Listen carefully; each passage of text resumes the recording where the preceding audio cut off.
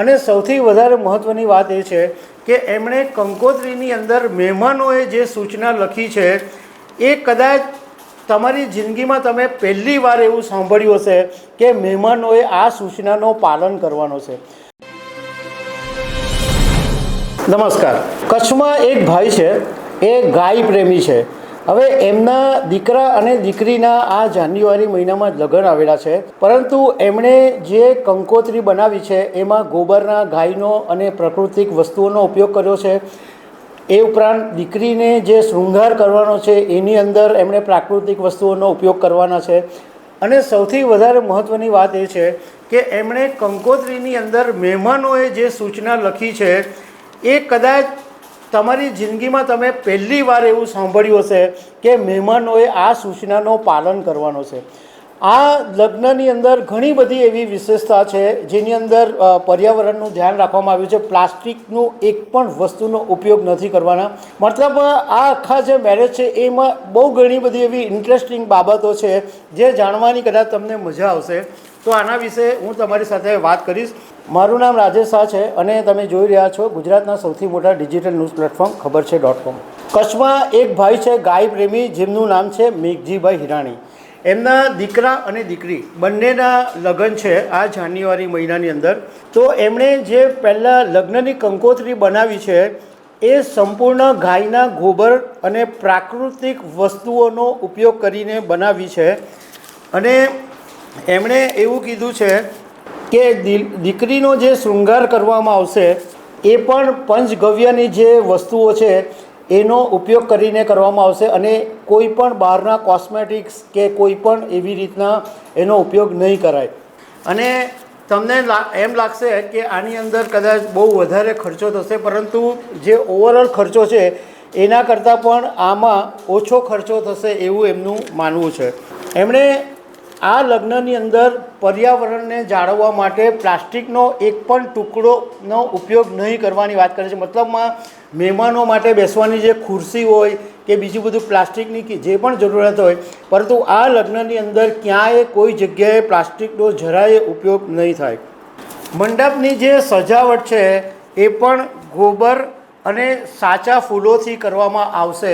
અને મંડપની બહાર એક ગાય માતાનું મંદિર બનાવવામાં આવશે અને બીજી તરફ રાધા કૃષ્ણનું મંદિર બનાવવામાં આવશે. એક પ્રતિકાત્મક મંદિર હશે જે માંડવાની બહાર હશે.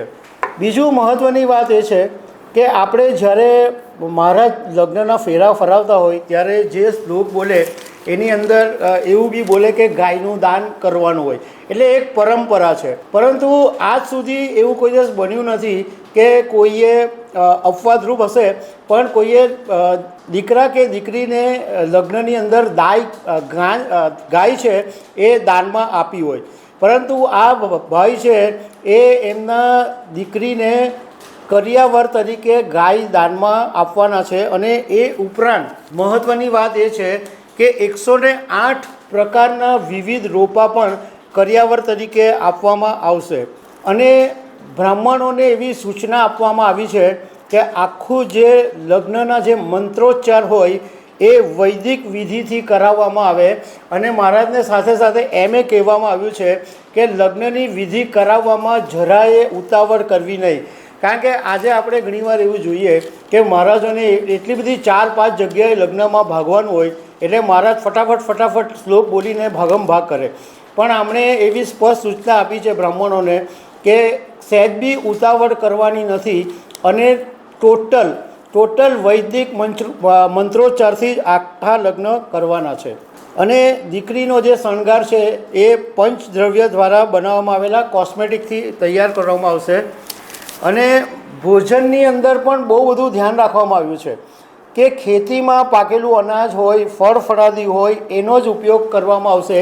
અને એના માટે જે ખેડૂતો ગાયથી ખેતી કરે છે એવા ખેડૂતોને 4 મહિના પહેલાંથી ઓર્ડર આપી દેવામાં આવ્યો છે અને એમનું જ જે શાકભાજી અને એમનું જ અનાજ લેવામાં આવશે. ખાવામાં જે ભોજનની જે વ્યવસ્થા છે એમાં પણ માત્ર ગાયનું દૂધ, ઘી અને માખણનો જ ઉપયોગ થશે. અને એના માટે પણ એમણે એટલો બધો શુદ્ધતાનો આગ્રહ રાખ્યો છે કે જે શુદ્ધ ઘી 1200 રૂપિયા કિલો વેચાય એના માટે એમણે જેની પાસેથી ઘીનો ઓર્ડર આપ્યો છે એને એમ કીધું છે કે 1200ની હું તને 1500 રૂપિયા આપીશ, પણ એકદમ શુદ્ધ ઘી અને શુદ્ધ માખણ એટલે શુદ્ધ વસ્તુ જ જોઈશે. અને ભોજનની અંદર કોઈ પણ વાનગીની અંદર કલર, એસન્સ કે એવી કોઈ પણ વસ્તુઓનો ઉપયોગ કરવામાં નહીં આવે. જ્યારે ભોજન પીરસવાનું હશે ત્યારે પણ પિત્તળ અને સ્ટીલના વાસણોનો ઉપયોગ થશે. અને કેળાના પાન ઉપર ભોજન પીરસવામાં કેળુંનું જે પાન હોય એની ઉપર ભોજન પીરસવામાં આવશે. ડીજે કે એવું બધું નહીં વાગે, એને બદલે એકદમ પારંપરિક જે ગરબા કે જે લગ્નના ગીતો હોય એ જ વાગશે. અને ફટાકડા ફોડવા ઉપર બિલકુલ પ્રતિબંધ છે, એક બી ફટાકડા ફોડવામાં નહીં આવે. હવે જે મહત્ત્વની વાત છે કે એમણે જે કંકોત્રી બહાર પાડી છે એની અંદર મહેમાનો માટે એવી સૂચના લખી છે કે કોઈ દિવસ તમે સાંભળી બી નહીં હોય અને તમને નવાઈ બી લાગે કે કોઈ યજમાન જે લગ્નમાં બોલાવે એ આવી બધી કંઈ સૂચના આપે. એમણે એવું લખ્યું કે તમે જો આ લગ્નની અંદર આવવાના હો તો ભારતીય સંસ્કૃતિ મુજબ સંપૂર્ણ મર્યાદા સાથેના પહેરવેશમાં આવવું પડશે. સંસ્કૃતિને છાજે તેવા ટૂંકા વસ્ત્રો કે ભભકદાર વસ્ત્રો પહેરીને તમે આવી શકશો નહીં. બીજું કે તમે લગ્નની અંદર આવો તો તમે ચા, બીડી, તમાકુ કે કોઈ પણ પ્રકારનું વ્યસન કરી શકશો નહીં. તમે જ્યારે સમારંભના સ્થળે આવશો તો તમારું મોઢું સ્વચ્છ કરીને તમારે આવવું પડશે.